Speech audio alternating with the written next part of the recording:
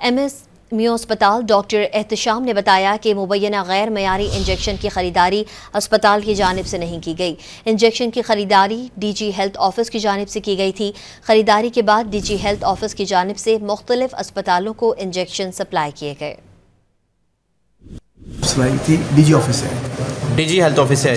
अच्छा, राइट।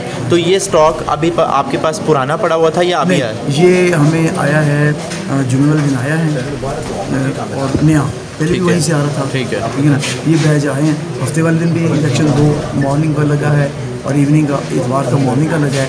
अब जो ये लगना था ये वाला, उसमें ठीक है। तो डॉक्टर साहब आखिर में बताइएगा, ये इंजेक्शन तो लग गया, अभी जो इन्वेस्टिगेशन इनिशियली है सारे अस्पताल को इंजेक्शन कोई एक्सपायरी तो नहीं सामने आई इस इंजेक्शन? नहीं, हमने उसे होल्ड करवा लिया था ये वाला।